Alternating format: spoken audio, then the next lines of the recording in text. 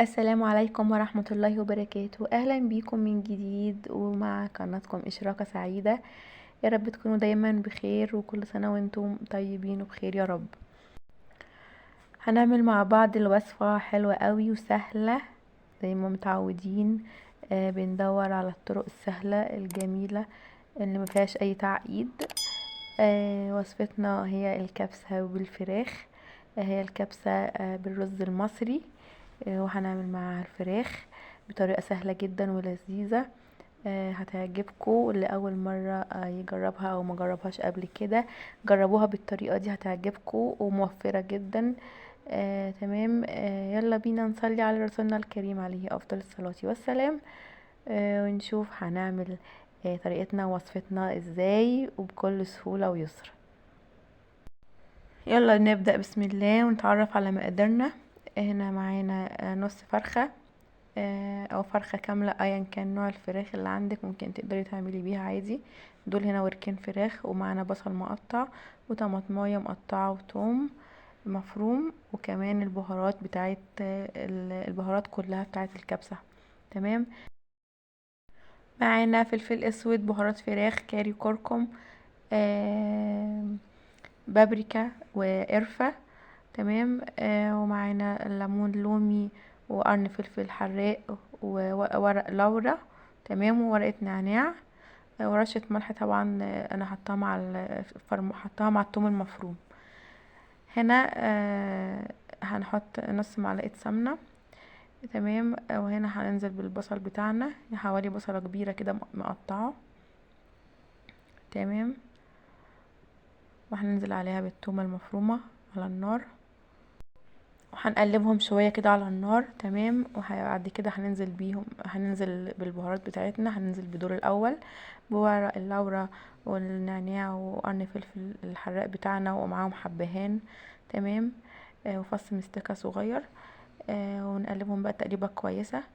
طبعا لو عندنا عود قرفة خشب بنضيفه عادي، ما عندناش مفيش مشكلة لان انا في البهارات اللي هي التانية البودر فيه قرفة. تمام. قرفة بودر. دي بننزل بقى بالبهارات بتاعتنا اللي هي البهارات التانية. وبعد كده بقى ايه بنقلبهم تقليب كويس كده مع بعض على النار لحد ما ياخدوا لون كويس. شايفين اللون والجمال والريحة ما اقولكمش على كانت طالعة تحفة. تمام.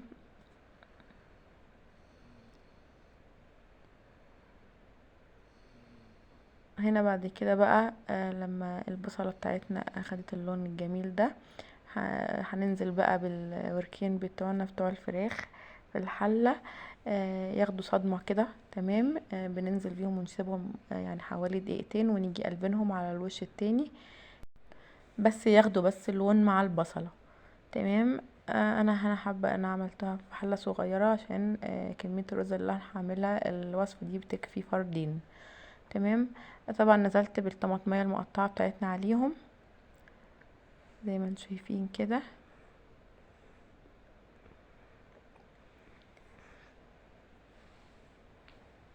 وبشوية مية نزلت عليهم وهم على النار. وطبعا تفضل انها تكون مية مغلية. تمام.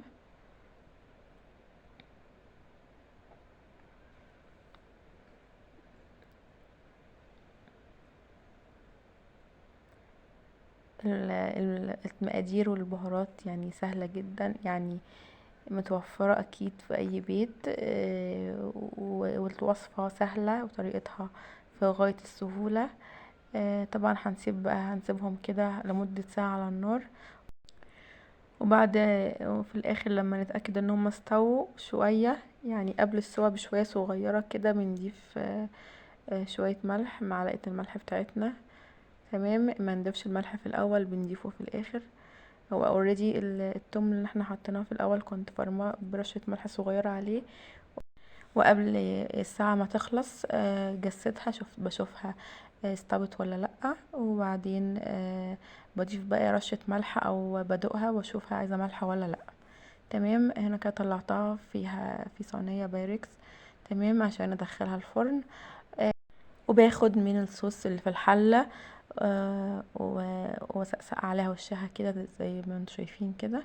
تمام. عشان هدخلها الفرن على طول كده تاخد لون حلو قوي كده. مش هدهنها اي حاجة تانية، بس انا بحط شوية كده عليها وشها. تمام كده دخلتها الفرن. بعد كده جبت رز المصري بتاعنا. لو حابين طبعا رز بسمتي طبعا بتعملوه بيه عادي. انا هنا عملت التجربة او الوصفة برز مصري. تمام. غسلته وحطيته في حلة تانية. او لو حابين تحطوه في نفس الحلة مفيش مشكلة على بعضه يعني على الشوربة. بس انا حطيته في حلة تانية عشان تكون اصغر شوية على قد الرز. تمام. زي ما قلت لكم في الاول ان هو على قد فردين. بعد كده ضفت الشوربة بتاعتي عليه وسبته على النار. هنا بقى الفراخ بعد ما طلعت من الفرن شايفين جمالها، شكلها روعة بجد. ولونها حلو قوي.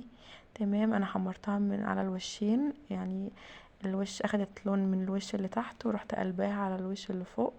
تمام. وهنا طبعا الرز بقى بعد ما استوى وغرفته كده في طبق التقديم. وحطيت عليه الفراخ بتاعتنا. بجد طبق رائع جدا وحلو قوي. وصفة سهلة جدا، جربوها. حاجات فيها حاجات مختلفة وتكات مختلفة. ورز دي رز مصري مش زي ما متعودين بانها تكون رز بسمتي. تمام. مش لازم يعني. تمام. يا رب الفيديو يكون عجبكم. ما تنسونيش لايك، تنزلوا تعملوا لي لايك وكومنت حلو من قلبكم. وشير وسبسكرايب للي اول مرة يشوف الفيديو. دي قناتي إشراقة سعيدة، ومعكم أسماء شعبان. وإلى لقاء آخر في فيديو آخر ووصفة جديدة سهلة وجميلة. مع ألف سلامة.